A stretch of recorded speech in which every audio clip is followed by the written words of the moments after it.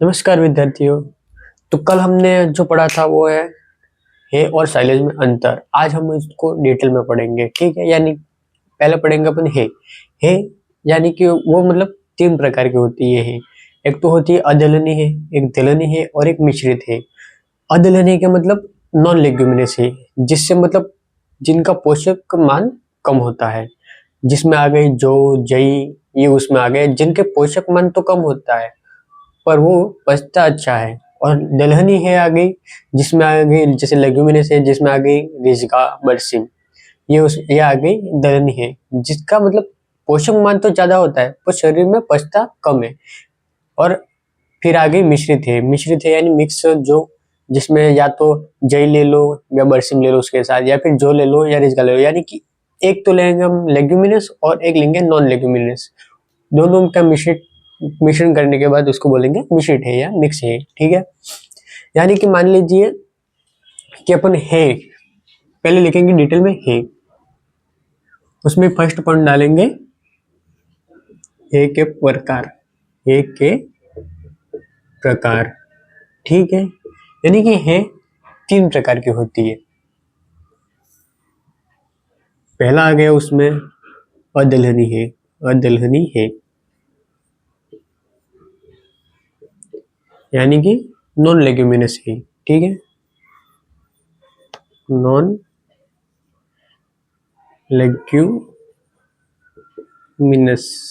है, ठीक है। दूसरा आ गया दलहनी है,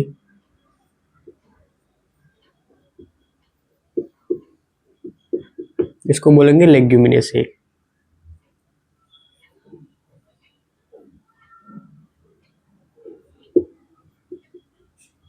तीसरा आ गया मिश्रित है,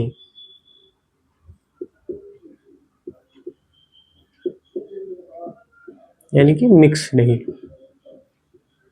मिक्स है। या आप मान लीजिए कि अदलनी है, दलहनी है और मिश्रित है, ठीक है। अदलनी है में जैसा है कि जो कि शरीर को मतलब पचता जल्दी है पर उसके क्या रहती है, न्यूट्रिटिव वैल्यू कम रहती है।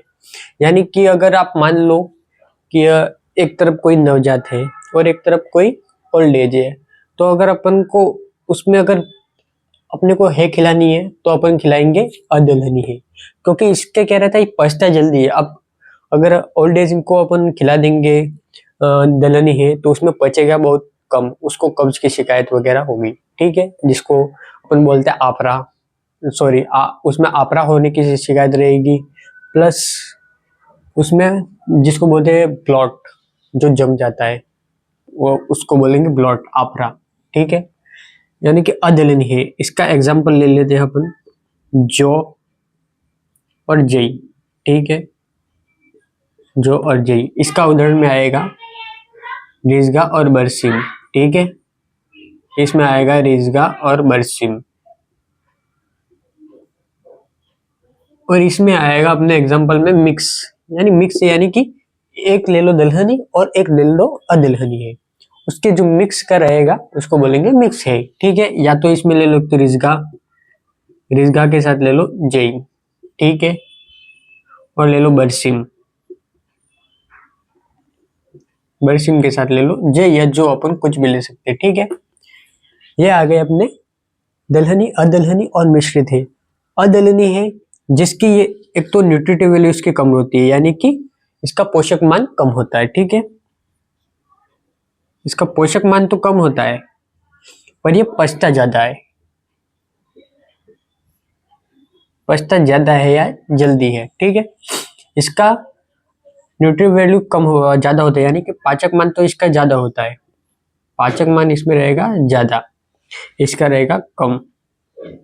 और इसकी पाचकता कम रहती है, ठीक है। यानी कि यूं मान लीजिए तो जो अपने अदलनी है, अदलनी है अपन देखेंगे कि कोई ओल्ड एज रहेगा या फिर अच्छी मतलब नॉर्मल जिसको पचता नहीं है उसको अपन अदलनी है खिला सकते हैं। दलनी है नवजात में अपन आसानी से खिला सकते हैं, या फिर प्रोडक्टिव टाइप में अपन दलहनी है खिला सकते हैं। प्रोटीन प्रोटीन के रूप में दलहनी है खिला सकते हैं, प्रोटीन में ये इसका ज्यादा यूज करेंगे, ठीक है। यानी कि यूं मान लीजिए दलहनी है और अदलनी है, उतना फर्क है कि दलनी है में आएगा रिजगा और बरसिम और अदलनी है में आएगा जो और जई। और अगर यूं पूछ ले कि सबसे अच्छी है किसकी रहती है तो वो आया जाएगा जई। ठीक है, सबसे अच्छी है आएगी जई की। और सबसे अच्छी दुल्हनी है पूछे तो वो आएगी रिजगा। सबसे अच्छी दुल्हनी है आएगी रिजगा। और सबसे अच्छी नॉर्मली अगर कोई भी मतलब पूछ ले कि सबसे अच्छी है या सबसे अच्छी अदुल्हनी है पूछेंगे तो वो उसमें आ जाएगा जई। ये सिर्फ आएगा सबसे अच्छी दुल्हनी है में। ठीक है, इसके बाद अपन यही लिख देते अपन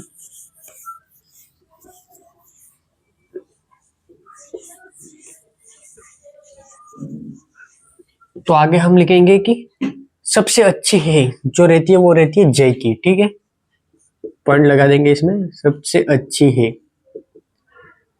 सबसे अच्छी है।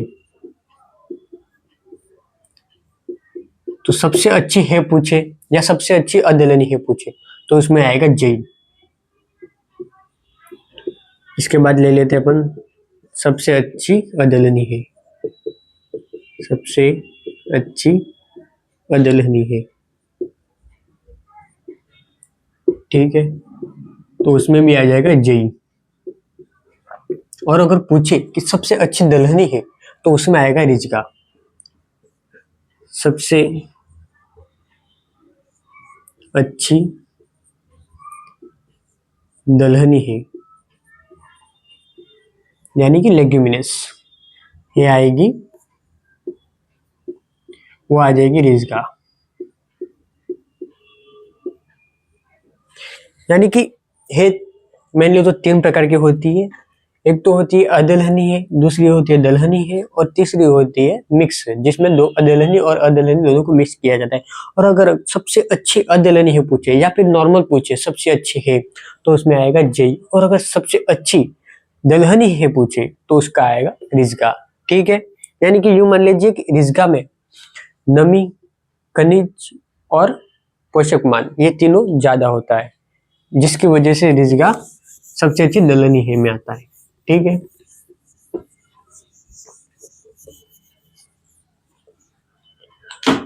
उसके बाद अब पढ़ेंगे कि है बनाने के फायदे, यानी कि है बनाते ही क्यों है। है बनाने के फायदे मतलब उसमें अपन आ जाएगा कि अब मान लो अपन ने एक पूरे साल में एक बार है बना ली। ठीक है, अब है बनाएंगे तो वो साल भर चलेगी, यानी कि पशु को पूरे साल भर उस है की आवश्यकता रहती है तो उसकी पूर्ति हो सके। ठीक है, एक तो वो हो गया कारण।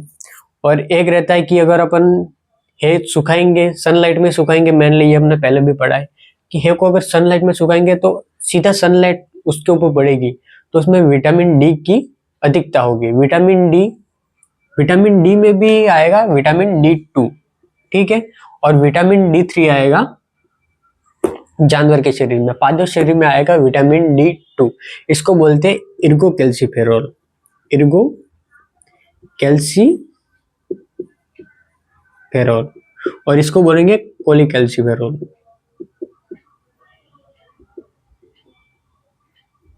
ठीक है, यानी कि जानवर के शरीर में तो D3 आएगा, विटामिन D3 बनेगा सनलाइट की उपस्थिति में। ठीक है, और पादप शरीर में बनेगा सनलाइट की उपस्थिति में विटामिन D2। ठीक, यानी कि एक तो अपने फायदा हो गया कि पशु को साल भर सूखे चारे की पूर्ति हो सके। ठीक है, ये बनाने के फायदे में दूसरा हो गया कि सनलाइट में उसको जब सुखाएंगे तो उसमें विटामिन D3 की मात्रा बढ़ जाएगी। और तीसरा रहता है कि अपन किसी फसल में जो फसल अपन विषाक्त है जैसे कि ज्वार ले लीजिए कि ज्वार अगर गीला रहेगा तो उसको क्या रहता है कि अपन 40 दिन तक हम उनको सीधा जानवर को नहीं खिला सकते, क्योंकि उसमें क्या रहता है कि विषाक्त रहता है, उसमें साइनाइड रहता है, साइनाइड CN, यानी कि साइनाइड विषाक्तता। ठीक है, यानी कि ज्वार में साइनाइड विषाक्तता रहती है प्रथम के 40 दिन। प्रथम के 40 दिन यानी कि अब हम सीधा गीला चारा ज्वार का गाय को नहीं खिला सकते, गाय या भैंस किसी जानवर को नहीं खिला सकते। हमको ज्वार को अगर अपन खिलाना है गाय भैंस को तो उसको 40 दिन तक सीधे तौर पे उसको सुखाएंगे 40 दिन तक मिनिमम, क्योंकि उसमें अगर उससे पहले खिला दिया तो जानवर को साइनाइड विषाक्तता हो सकती है। तो अपने तीन फायदे अपने हे बनाने के। एक तो रहेगा कि अपने पशु को साल भर सूखे चारे की पूर्ति हो सके। सेकंड रहेगा कि हे को सूर्य के प्रकाश में सुखाने पर उसमें विटामिन D2 की मात्रा बढ़ जाती है, यानी कि इर्गो कैल्सिफेरॉल की मात्रा बढ़ जाती है। ठीक है। और तीसरा रहेगा कि ज्वार की साइनाइड विषाक्तता को खत्म किया जा सकता है। ठीक है। तो पहला पॉइंट अपन लिखेंगे, सॉरी दूसरा पॉइंट अपन करके लिखेंगे कि हे बनाने के फायदे। ठीक है। हे बनाने के फायदे, इसमें पहला पॉइंट ले लेंगे कि हे बनाने का पहला तो फायदा है कि पूरे साल भर जानवर को सूखे चारे की पूर्ति हो सके।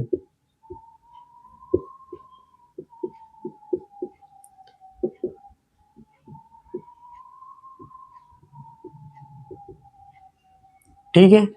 और दूसरा रहेगा कि सीधे सूर्य के प्रकाश में अगर सुखाएंगे तो विटामिन D2 की मात्रा उसमें बढ़ जाएगी, यानी कि सूर्य के प्रकाश में सुखाने पर चारे में विटामिन D2, ठीक है, विटामिन डी नॉर्मल रहेगा जिसमें D2 बनेगा पादप में और D3 बनेगा जानवर में, तो इसको बोलेंगे इर्गो कैल्सिफेरॉल। D2 की मतलब सूर्य के प्रकाश में सुखाने पर चारे में विटामिन D2 की मात्रा बढ़ सके।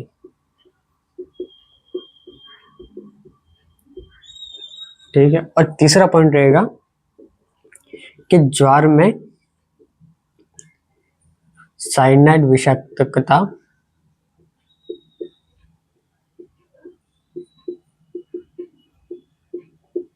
को कम किया जा सके।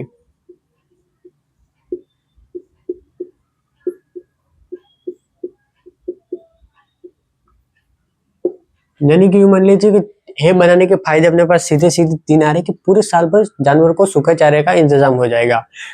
और सूर्य के प्रकाश में अगर उसको सुखाएंगे तो सूर्य का प्रकाश सनलाइट सीधा उस पर पड़ेगी तो विटामिन डी उसमें बनेगी जिसमें D2 की मात्रा बढ़ जाएगी। ठीक है। और ज्वार में साइनाइड विषाक्तता को कम किया जा सकता है। अगर वो उसको सुखाएंगे तो उसमें साइनाइड विषाक्तता वो सूख जाएगा तो साइनाइड उसमें कम हो जाएगा। इतना जान रखे कि प्रथम के 40 दिन यानी कि ज्वार की कटाई कर ली और प्रथम के 40 दिन अपन सीधे उसको जानवर को नहीं खिला सकते ज्वार को, क्योंकि उसमें क्या रहता है कि साइनाइड रहता है। और अगर ज्वार डायरेक्ट खिलाएंगे जानवर को तो उसको साइनाइड विषाक्तता हो सकती है। अब जहां पे फायदे हैं वहां पर उसकी कमी या फिर हानि भी होगी या फिर नुकसान बोलते हैं अपन।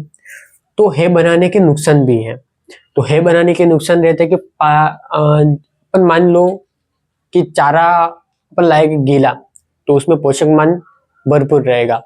अगर सूखा दिया तो उसमें नमी की मात्रा भी कम हो जाएगी और पोषक मान भी उसमें कम हो जाएगा। ठीक है। और सूर्य के फसल में जब अपन सुखाएंगे तो उसमें क्या रहता है कि प्रोविटामिन ए यानी कि बीटा कैरोटीन, जिसकी वजह से गाय के दूध में पीला रंग आता है। ठीक है। यानी कि सूर्य के प्रकाश में अपन अगर चारे को सुखाएंगे तो उसमें प्रोविटामिन ए यानी कि बीटा कैरोटीन की कमी होगी। बीटा कैरोटीन लगभग 90% से भी ज्यादा उसकी कमी हो जाएगी, यानी बीटा कैरोटीन, जिसकी वजह से गाय के दूध का रंग पीला रहता है, उसका भी लॉस हो जाएगा। और अगर ऐसा हुआ जैसे कि मतलब बीटा कैरोटीन की कमी हुई तो उसका रंग बदल जाएगा। जैसे कि हरा चारा है, अब हरे चारे से वो हल्का पीला हो जाएगा या फिर उसका रंग बदल जाएगा, जिसको बोलेंगे ब्लीचिंग। ब्लीचिंग का मतलब रहता है कि रंग का बदलना। जैसे अपन बालों में नहीं करवाते बोलते ब्लीचिंग करवाइए, जिसके बालों का रंग उसमें बदल जाता है। ठीक है। तो एक नुकसान तो वो है। और तीसरा नुकसान है कि अपन बारिश में हे नहीं बना सकते, क्योंकि अगर बारिश में हे बनाएंगे तो वो उसमें क्या रहता है कि अपन मान लो कि एक तरफ बारिश हो रही है, अब बारिश होके बारिश तो रुक गई, मतलब वर्षा के टोटल मौसम में यानी 4 महीने तक रहती है वर्षा ऋतु, 4 महीने तक, 4 महीने तक अपन उसमें है नहीं बना सकते, क्योंकि यूं मान लो कि बारिश का मौसम है, बारिश हो गई फिर वापस रुक गई, फिर निकली तेज धूप, उसी मौसम में बारिश के मौसम में निकली तेज धूप, तो फिर क्या रहता है कि वायुमंडल अपन जो रहता है एनवायरमेंट में तो नमी बनी रहती है, हल्की उमस बनी रहती है, और सनलाइट निकल के तेज, यानी कि क्या हो गया, वायुमंडल में नमी है और सीधी आ रही है सनलाइट, तो नमी की वजह से जब भी अपन है बनाएंगे तो वो क्या रहती है कि एक तरफ उसके नीचे से पूरी है खराब हो जाती है, वो जल जाती है या फिर ब्राउन हो जाती है, ठीक है, उसको बोलेंगे अपन ब्राउन है। अब ब्राउन है रहती है तो इसको जानवर भी नहीं खाएगा, जानवर खाएगा नहीं, क्योंकि ये एकदम इससे मांस आती है इस है से, ठीक है। इसमें क्या रहता है कि अंदर अंदर उसमें किण्वन होता रहता है, किण्वन शुरू हो जाएगा तो हीट हो जाएगा, तो वो ब्राउन हल सॉरी हे होल जल के ब्राउन हो जाएगी, जिसको बोलते हैं माउ बर्न है, यानी कि जली हुई है, यानी कि ब्राउन है बनेगी। तो ब्राउन है के बनने की जो प्रक्रिया रहती है, यानी कि किण्वन होता है उसमें, तो किण्वन जो होता है उसको अपन बोलते हैं मेलार्ड अभिक्रिया, मेलार्ड अभिक्रिया, ठीक है, मेलार्ड अभिक्रिया, यानी कि ब्राउन है जो बनेगी, तो ब्राउन है बनने की प्रक्रिया को अपन बोलेंगे मेलार्ड अभिक्रिया। अब ऐसा कब होता है, तो ऐसा मान लीजिए कि अपने पास है, मान लो रिजगा,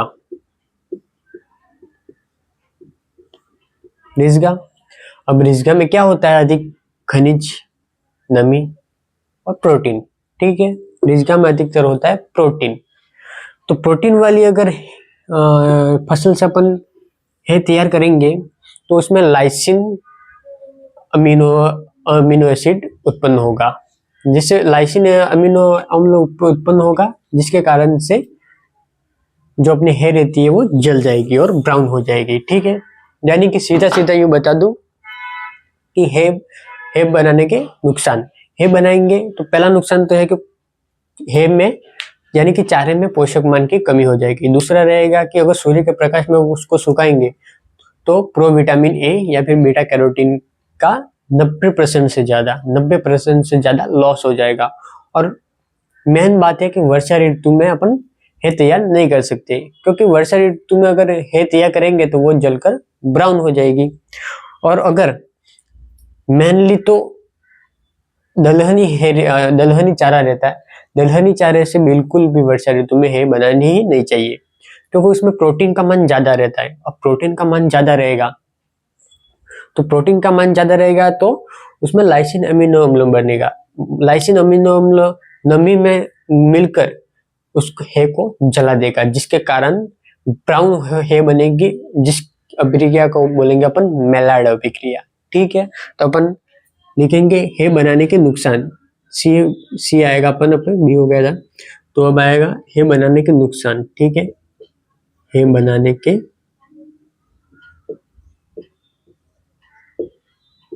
नुकसान। है बनाने के नुकसान में पहला ही अपन लिखेंगे कि है बनाने से चारे का पोषक मान कम हो जाता है, ठीक है बनाने से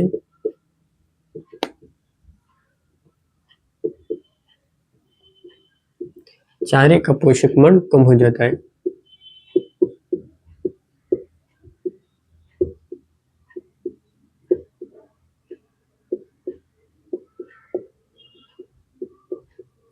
दूसरा पॉइंट रहेगा कि सीधा सनलाइट में अपन सुखाएंगे तो उसमें प्रो विटामिन ए की कमी हो जाएगी, ठीक है। सूर्य के प्रकाश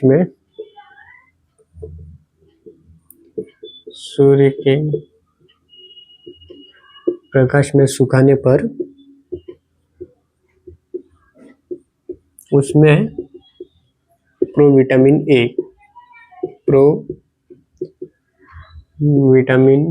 ए यानी कि बीटा कैरोटीन बीटा कैरोटीन उसमें से 90% से भी ज्यादा उसका लॉस हो जाता है।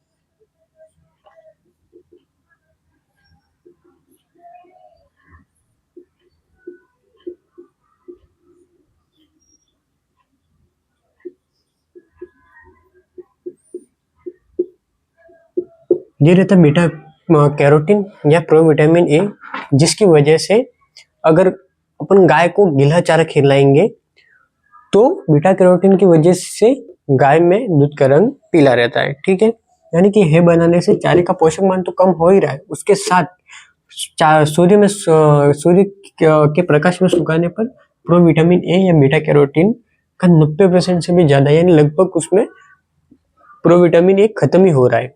ठीक है,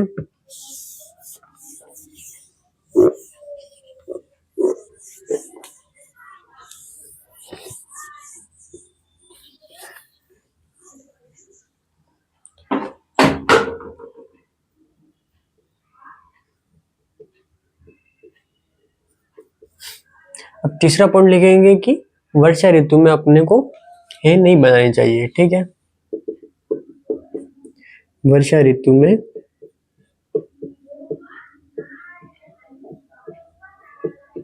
हे नहीं बनानी चाहिए।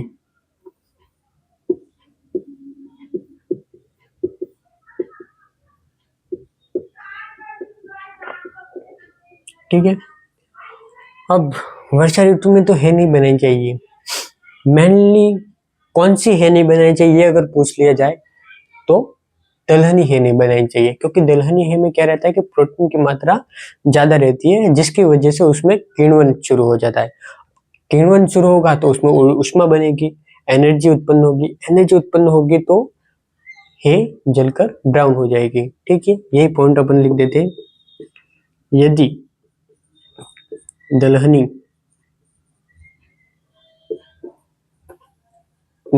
चारे या फसल जो लिखे चारे से वर्षा ऋतु में हे तैयार की जाए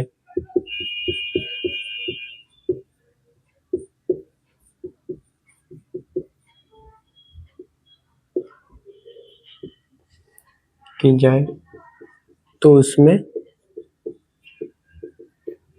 किण्वन यानी कि फर्मेंटेशन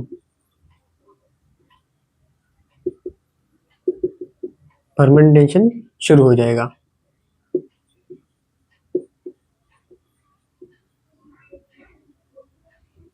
ठीक है, फर्मेंटेशन शुरू हो गया तो उसमें क्या ऊष्मा बनेगी यानी कि हीट, तो उसमें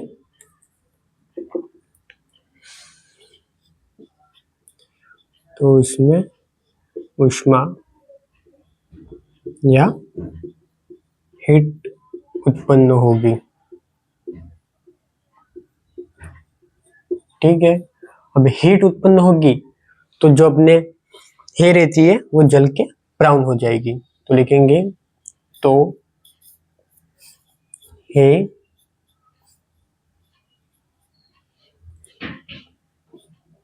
जलकर या हे जल जाएगी, या ऐसे ही लिख दो जलकर ब्राउन हो जाएगी। ठीक है, तो देखिए वर्षा ऋतु में मेनली तो हमको हे नहीं बनानी चाहिए, और अगर अपने वर्षा ऋतु में हे बना ही ली, खास करके प्रोटीन युक्त फसल से, यानी कि रिजगा बरसिंग वगैरह जो दलहनी अपने फसल रहते उससे अगर हे बना ली तो उसमें क्या रहेगा कि मौसम में तो मतलब एनवायरनमेंट में रहेगा नमी और सनलाइट सीधा पड़ेगा, तो दोनों मिक्स हो गए, उनमें किण्वन हो जाएगा। किण्वन होगा तो उससे उष्मा यानी कि हीट यानी कि गर्मी अंदर अंदर उत्पन्न होगी, उसकी वजह से जो अपनी हे रहती है वो जल जाएगी और जलकर ब्राउन हो जाएगी। ठीक है,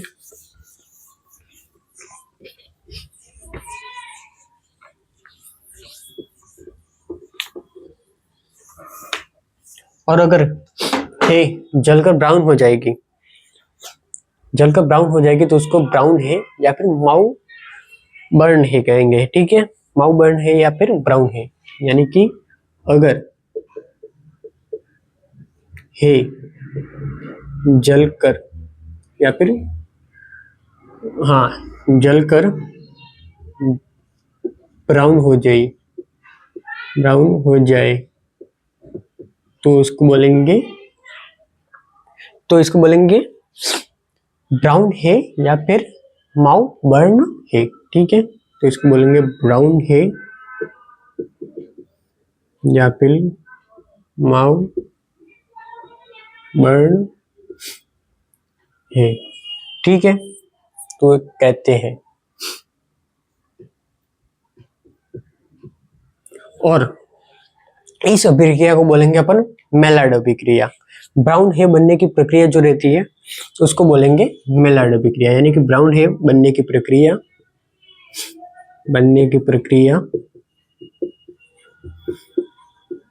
वो बोलेंगे मेलार्ड अभिक्रिया।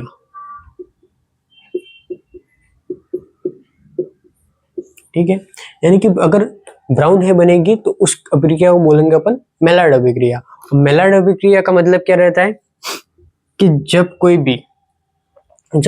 भी फसल में प्रोटीन उपस्थित हो तो उसमें क्या रहता है कि किण्वन होने पर उसमें लाइसिन अमीनो एसिड या फिर प्रोटीन की मात्रा होगी। तो मतलब लाइसिन अमीनो प्रोटीन रहेगा तो उसमें लाइसिन अमीनो एसिड बनेगा या फिर उपस्थित रहेगा। ठीक है, यानी कि अपन लिखेंगे जब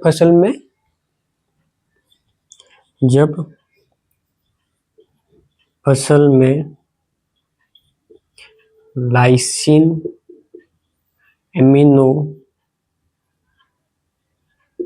एसिड या इसको बोल देंगे सीधा प्रोटीन उपस्थित होने पर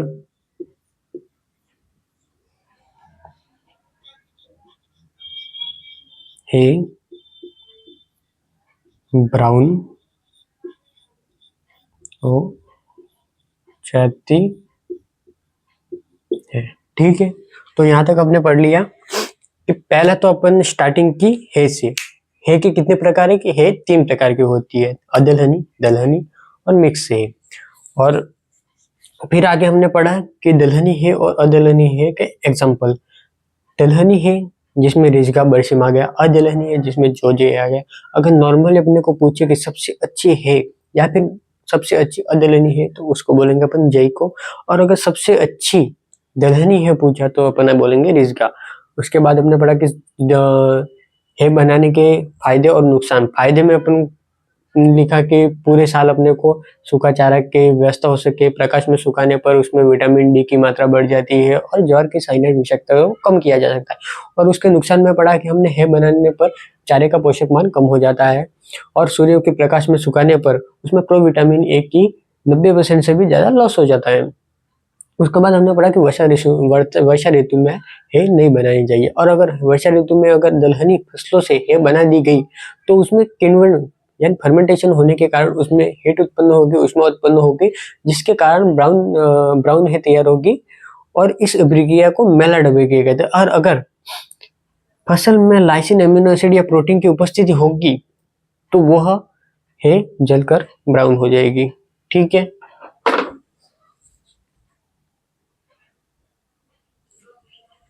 ठीक है, तो हमने ये तो पढ़ लिया कि है किससे बनती है। तो है मेनली करके प्रोटीन युक्त फसलों से बनती है।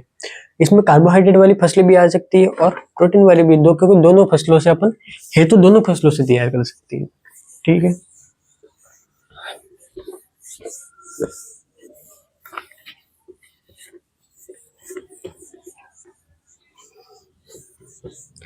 इसमें है का तो कंप्लीट हो गया।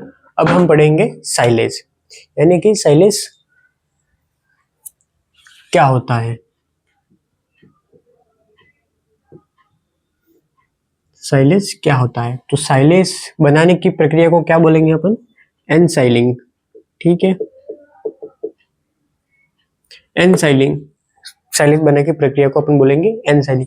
अब साइलेज बनाने की प्रक्रिया में देखिए कि यूं मान लो कि अपन एक प्रकार से चारे का अचार बना रहे हैं, जिसमें अपन एक गड्ढा लेंगे जिसको बोलेंगे सीलो।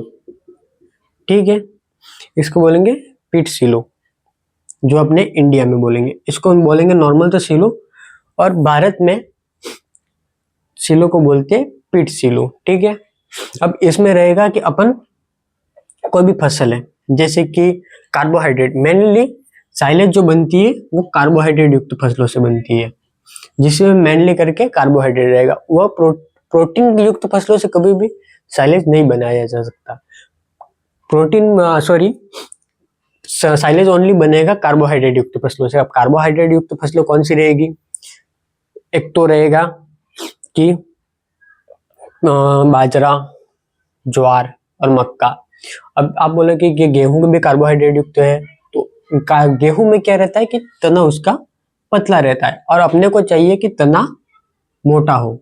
अब ज्वार, बाजरा, मक्का में तो तना मोटा रहता है, क्योंकि उसमें नमी की मात्रा ज्यादा रहती है, तो उसको क्या लंबे समय तक अपन सुरक्षित रख सकते हैं, उसको स्टोर कर सकते हैं। अब गेहूं पतला रहता है, गेहूं का तना पतला रहता है, तो उसको क्या रहता है कि वो थोड़ी देर में उसकी नमी की मात्रा उसमें कम हो जाएगी, जिससे अपन अच्छी गुणवत्ता का साइलेज नहीं बना सकते। यानी कि अगर अपने को अच्छी गुणवत्ता का साइलेज बनाना है, तो फर्स्ट कंडीशन तो उसका जो तना रहता है वो मोटा होना चाहिए और पत्तियां कम रहनी चाहिए। अपने पहले भी पढ़ा है कि यानी कि उसका जब भी तना मोटा रहेगा तो उसमें नमी की मात्रा लंबे समय तक मतलब बनी रहेगी।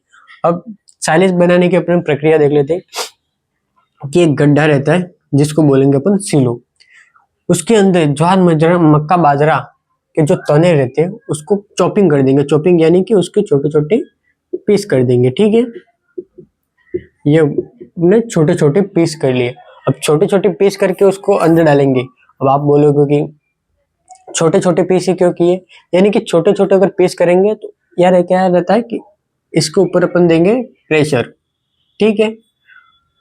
और इसके ऊपर प्रेशर को क्यों देंगे? तो प्रेशर देने के इसके अंदर से ऑक्सीजन को निकालने के लिए, यानी कि ऑक्सीजन इसमें से पूरी निकल जाए, इसलिए इसको प्रेशर देंगे अंदर की तरफ, ताकि पूरा ऑक्सीजन उसमें निकल जाए। तो चॉपिंग करने का यही मतलब है कि अगर जब प्रेशर देंगे तो अगर छोटे छोटे पीस रहेंगे तो उसको सिकुड़ने में ज्यादा दिक्कत नहीं होगी, उसमें से ऑक्सीजन अच्छी तरह से निकल पाएगी। अगर डंठल ही रहेगी पूरे तो उसमें कहीं ना कहीं ऑक्सीजन रुकी रह जा सकती है, इसलिए अपन उसको पूरा ही प्रेशर देके उसको ढक लेंगे। अब ये टोटल हो गया अवायवीय, इसकी कंडीशन हो गई अवायवीय, ठीक है। अवायवीय या फिर एनारोबिक, ठीक है। यानी कि उसमें अब न तो ऑक्सीजन है, ना ही अंदर कोई ऑक्सीजन आ सकते हैं, ना ही बाहर कोई ऑक्सीजन जा सकती है, ठीक है। उसके ऊपर फिर अपन कोई ऐसा लेप लगा देंगे जिसमें ना तो जिसमें वायु का आदान प्रदान नहीं हो पाए, ठीक है। मेनली अपन जो अपन घर में होता है उसमें तो गोबर का लेप लगा देती, जिससे हवा आज पार नहीं हो पाए। अब ये हो गया, सिलो ले लिया, उसमें जो कार्बोहाइड्रेट युक्त फसलें हैं ज्वार, बाजरा, मक्का, उनको चॉपिंग करके अंदर डाल दिया, फिर उनके ऊपर प्रेशर डाला जिसमें से ऑक्सीजन को पूरा बाहर निकाल दिया। फिर उसके अंदर टोटल कंडीशन होगी अवायवीय, यानी कि एनारोबिक उसके अंदर फिर एनारोबिक फर्मेंटेशन होगा, यानी किण्वन होगा। फिर आखिर में इसको बनने में जो समय लगेगा वो है 2 माह, यानी कि लगभग 60 दिन, यानी कि लगभग 60 दिन में इसमें साइलेज का आचार बन, मतलब चारे का आचार बनके, यानी कि साइलेज बनके तैयार हो जाएगा, ठीक है। यानी कि साइलेज बनने में अपने पास टोटल 2 महीने लगेंगे, ठीक है। इसको अपन अब डिटेल में पढ़ेंगे। यूं मान लीजिए कि देखिए, अब अपन लेंगे जो ज्वार, बाजरा और मक्का रहता है, उनका जो तना रहता है, तने की अपन चॉपिंग कर देंगे, या फिर उसको काट देंगे, या फिर उसको कुटाई कर लेंगे। उसको फिर छोटे छोटे उसको टुकड़े में बांट देंगे, ठीक है। यानी कि ये मान लीजिए कि मक्का, ज्वार और बाजरा, मक्का, ज्वार और बाजरा, ठीक है। अब इनकी करेंगे चॉपिंग यानी कि कुटाई यानी कि उनको काट देंगे, छोटे छोटे पीसेस में काट देंगे, ठीक है। छोटे छोटे पीसेस में उनको काट दिया। अब छोटे छोटे पीसेस में काटने के बाद इनको क्या रहता है कि सिलो में भरेंगे, सिलो में भरेंगे इनको। ये रह गया सिलो, यानी कि जो गड्ढा रहता है, अंदर गड्ढा रहता है, उनको मतलब 3 से 3.5 मीटर का एक गड्ढा खोदते हैं अंदर, या फिर आप बाहर भी ऐसा कुछ बना सकते हो। तो ऐसा रहता है गड्ढा, उसको बोलेंगे अपन सिलो, ठीक है। उसमें भर देंगे, फिर इसके ऊपर अपन लगाएंगे प्रेशर, ठीक है। इसके ऊपर अपने लगाया प्रेशर, लगाएंगे इसके ऊपर, ठीक है। इसके ऊपर लगाएंगे प्रेशर, तो ये प्रेशर से क्या अंदर दबता रहेगा। तो क्या रहता है कि इसके अंदर टोटल अब ऑक्सीजन निकल गई, तो इसमें अवायवीय अवस्था उत्पन्न हो जाएगी, ठीक है। अवायवीय अवस्था, इसमें अवायवीय अवस्था पैदा हो गई, ठीक है। इसमें अवायवीय अवस्था पैदा हो गई, तो इसके बाद इसमें फिर सिलो को अपन ढक देंगे, सिलो को पूरा यूं लेप कर देंगे, ठीक है। तो उसके बाद सिलो को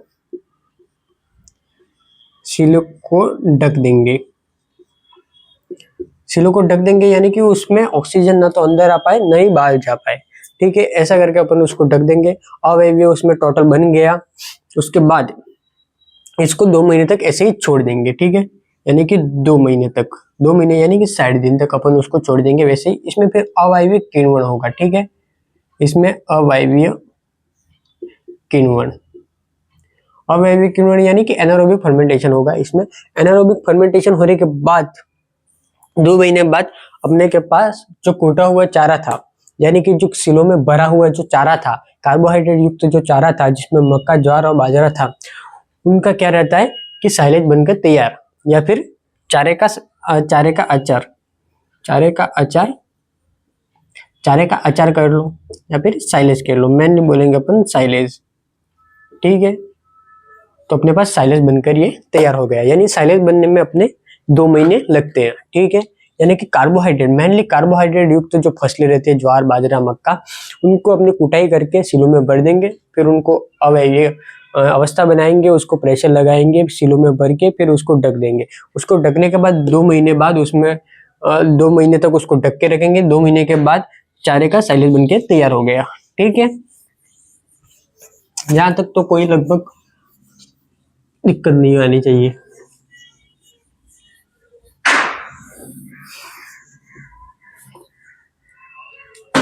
इसके बाद अब जो अपने मेनली अपन बोलेंगे कि साइलेज किससे बनाते हैं, ठीक है। यानी साइलेज उन्हीं फसलों से बनता है जिसमें कार्बोहाइड्रेट की मात्रा ज्यादा हो। प्रोटीन युक्त फसलों से कभी भी साइलेज नहीं बन जा सकता, ठीक है, क्योंकि प्रोटीन युक्त अपन फसलों से चारा बनाएंगे और साइलेज बनाएंगे तो वो खराब हो जाएगा, उसमें बास आने लगेगी, तो जानवर उसको खाएगा नहीं। तो ठीक है, तो पहला पॉइंट अपना रहेगा कि साइलेज कैसी फसलों से बनाया जाए। तो ऐसी फसलों से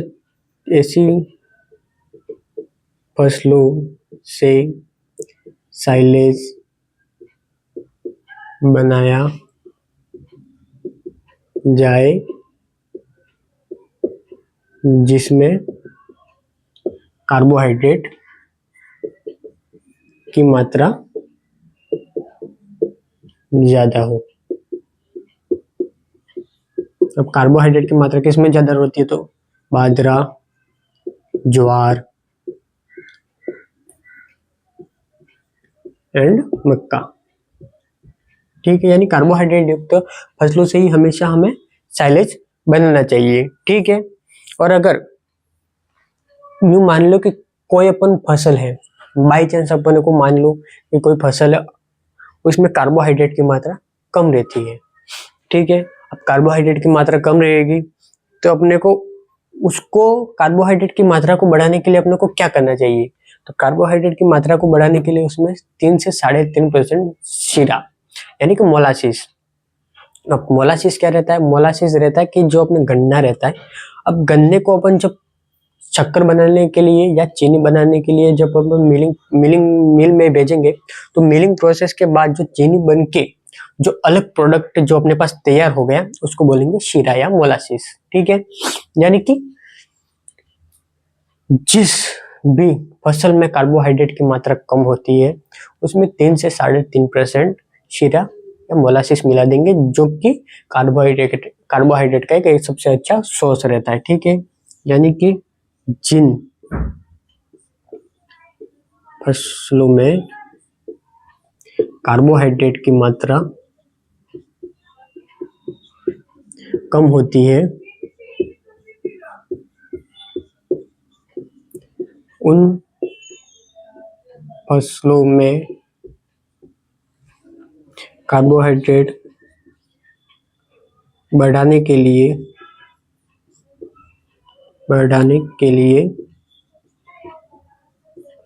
3 से 3.5%, ठीक है, 3 से 3.5% उसमें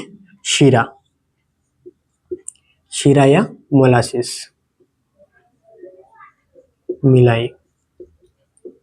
अब मोलासिस यानी कि जो गन्ना है, अपने गन्ने को ले लिया पूरा, उस गन्ने को अपन चीनी बनाने के लिए मिल में भेजेंगे। अब मिलिंग प्रोसेस में जो चीनी तो बन गई, उसमें मिलिंग प्रोसेस में सिर्फ चीनी के बाद जो अपने बचा कुचा कुछ पदार्थ रह गया, जो अलग हो गया, उसको बोलेंगे शीरा। ये कार्बोहाइड्रेट का एक सबसे अच्छा सोर्स रहता है। ठीक है,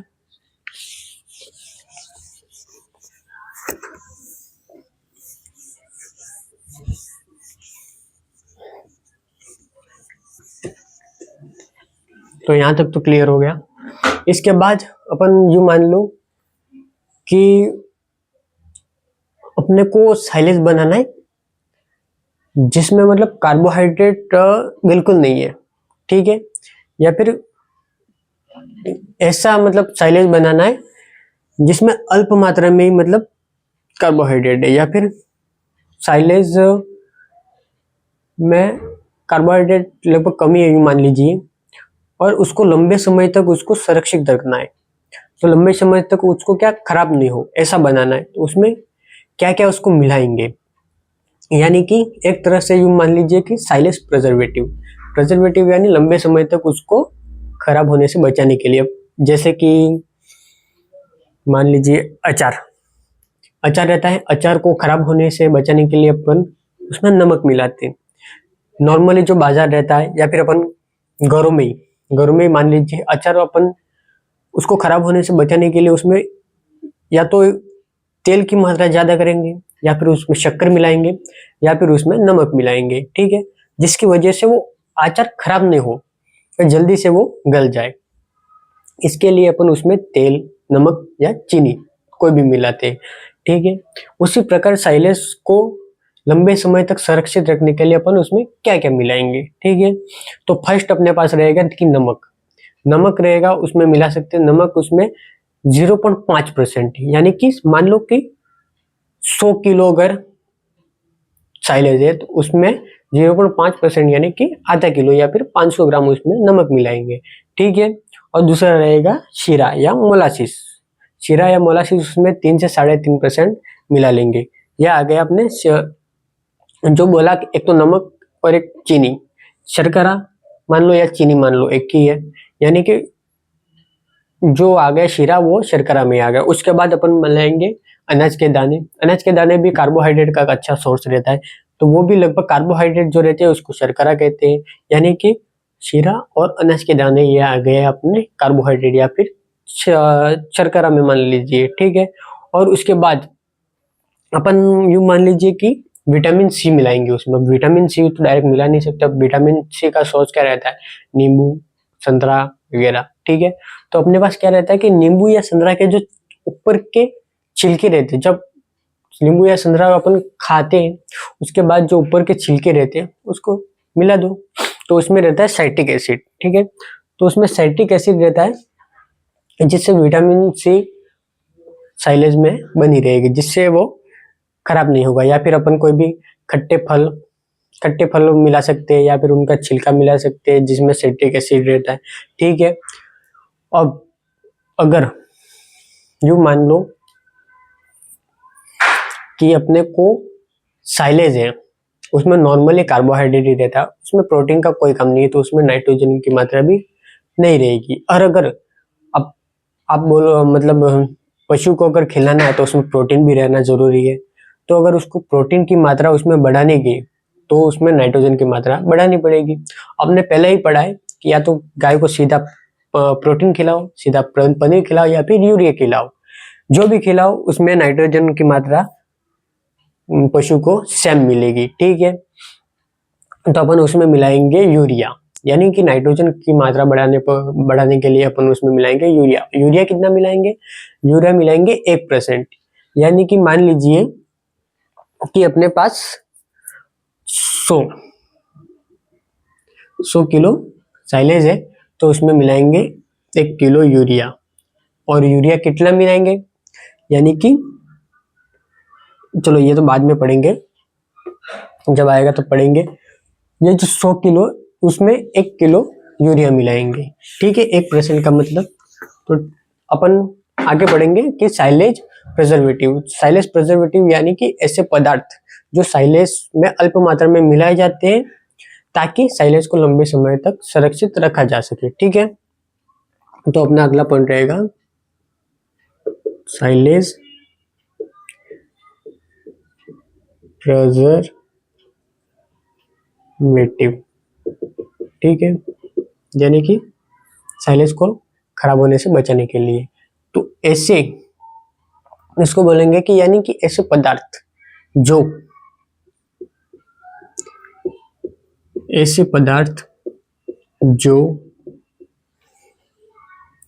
साइलेज में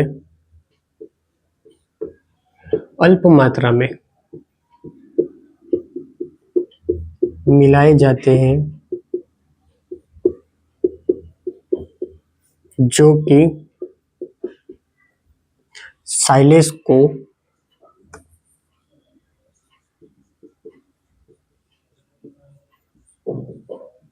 लंबे समय तक सुरक्षित रख सके, या ऐसा भी बोल सकते हैं कि उसको खराब होने से बचाए। साइलेज को खराब होने से बचाए, तो ठीक है। तो इसके बाद अपन लिखेंगे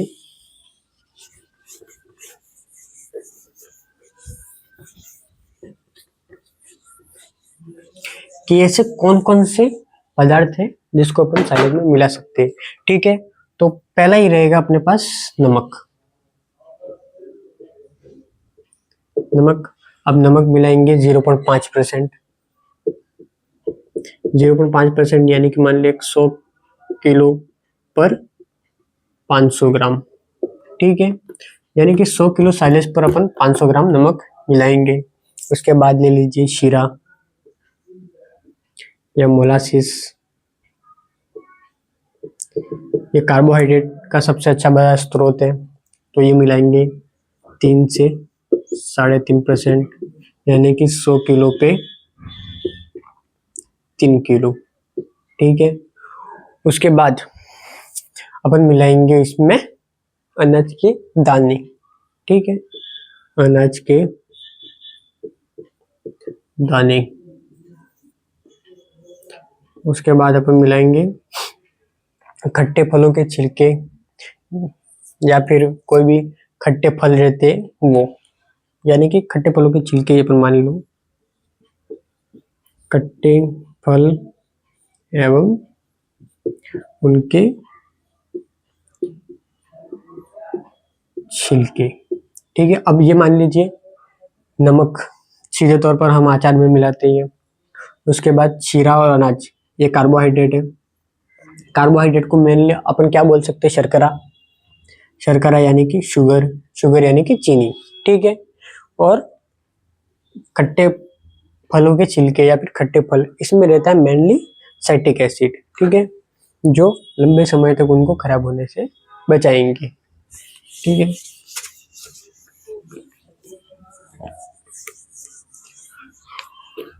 उसके बाद अगर अपन को प्रोटीन की पूर्ति करनी है उसमें, तो उसमें मिलाएंगे यूरिया। यानी कि नाइट्रोजन की मात्रा अगर अपने को बढ़ानी है तो उसमें मिलाएंगे यूरिया, ठीक है। यानी कि नाइट्रोजन की मात्रा बढ़ाने के लिए उसमें 1% यूरिया, यानी कि 100 किलो पर 1 किलो यूरिया मिलाएंगे, ठीक है। यानी कि नाइट्रोजन की मात्रा बढ़ाने पर अपन उसमें 100 किलो पर 1 किलो यूरिया मिलाएंगे, ठीक है। अब अच्छी गुणवत्ता का अपने को साइलेज बनाना है तो उसके लिए जो मेनली जो बातें रहती है, जो शर्तें रहती है, वो क्या रहता है, ठीक है। यानी कि उसके लिए अपने को मेनली जो बातें वो फुलफिल होनी चाहिए वो है कि पहली तो कि साइलेज अपन बनाएंगे तो उन फसलों में कार्बोहाइड्रेट की मात्रा ज्यादा रहनी चाहिए, ठीक है।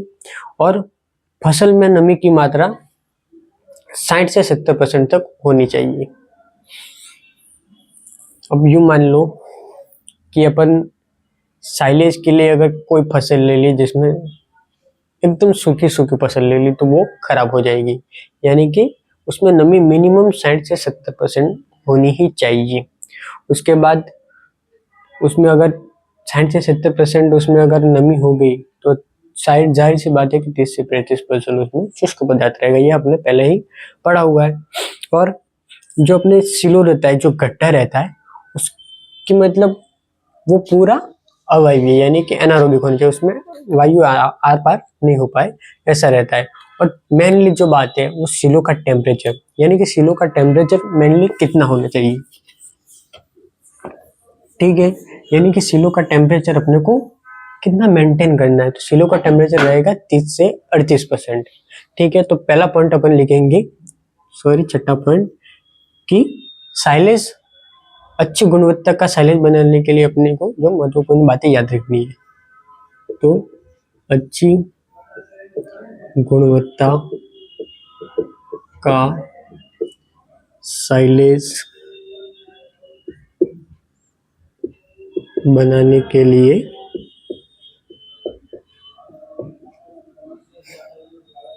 महत्वपूर्ण बातें, ठीक है। महत्वपूर्ण बातें जिनको अपने को ध्यान में रखना है, ठीक है। तो इसमें पहला ही लिखेंगे अपन कि जो फसल रहती है वो कार्बोहाइड्रेट युक्त रहती है या फिर उसमें कार्बोहाइड्रेट की मात्रा ज्यादा रहनी चाहिए, यानी कि फसल में कार्बोहाइड्रेट की मात्रा ज्यादा हो, ठीक है। और दूसरा पॉइंट लिखेंगे कि फसल में नमी की मात्रा 60 से 70% हो, फसल में नमी की मात्रा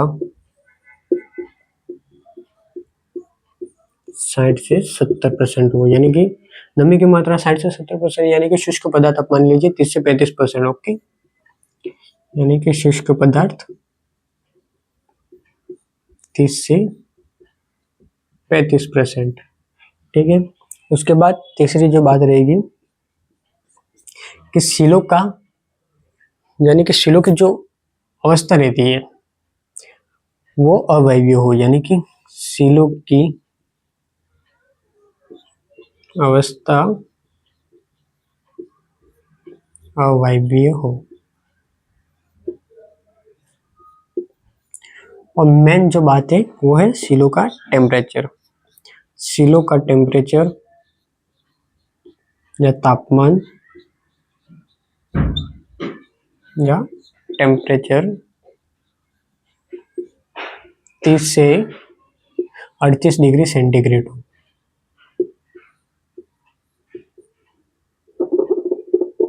ठीक है। यानी कि अच्छी गुणवत्ता का अपने को साइलेज बनाना है तो क्या बात अपने को ध्यान में रखनी है, तो पहला तो फसल जो रहती है उसमें कार्बोहाइड्रेट की मात्रा ज्यादा रहनी चाहिए। दूसरा है कि फसल में नमी की मात्रा 60 से 70% होना आवश्यक है। तीसरी जो बात है कि सिलो में जो अवस्था रहती है वो अवायवीय होनी चाहिए, यानी कि एनारोबिक, जिसमें वायु आदान प्रदान नहीं हो पाए। चौथी जो बात रहती है कि सिलो का तापमान रहता है वो 30 से 38% होना चाहिए, ठीक है। अब ये मान लीजिए, इसके बाद अपन लेंगे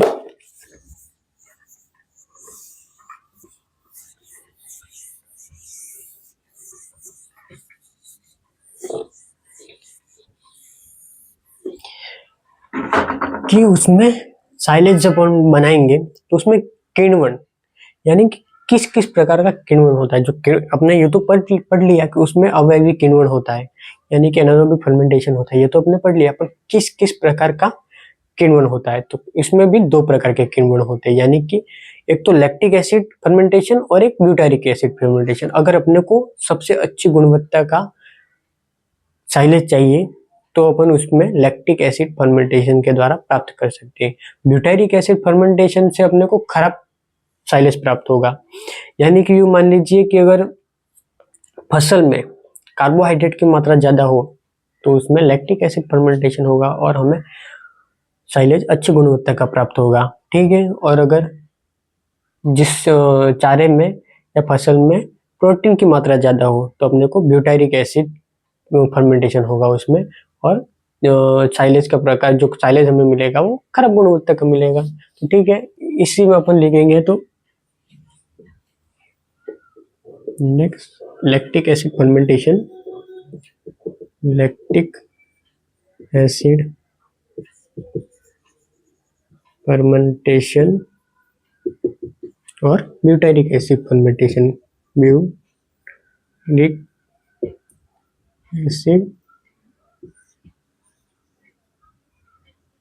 फर्मेंटेशन, ठीक है।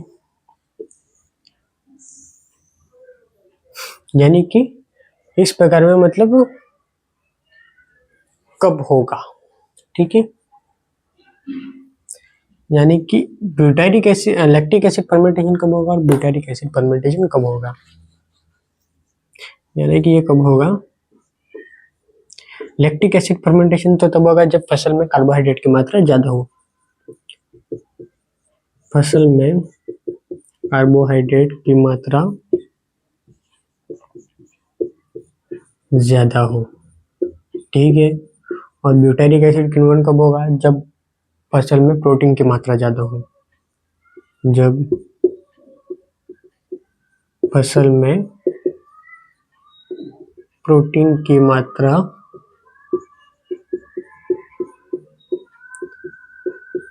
ज्यादा हो, ठीक है। सेकंड पॉइंट रहेगा कि हमें साइलेज की गुणवत्ता क्या रहेगी, ठीक है। साइलेज की गुणवत्ता यानी कि अगर लैक्टिक एसिड फर्मेंटेशन होगा तो साइलेज किस प्रकार का बनेगा और ब्यूटारिक एसिड किण्वन होगा तो साइलेज किस प्रकार का बनेगा। तो लैक्टिक एसिड फर्मेंटेशन में अपने को जो साइलेज प्राप्त होगा वो अच्छी गुणवत्ता का होगा, इसमें अच्छी गुणवत्ता का साइलेज प्राप्त होगा और इसमें खराब गुणवत्ता का साइलेज प्राप्त होगा, खराब गुणवत्ता का साइलेज प्राप्त होगा, ठीक है।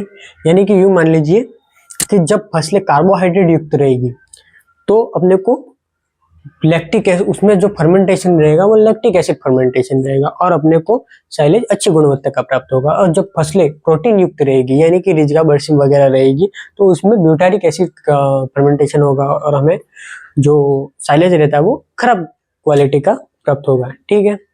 Thank you.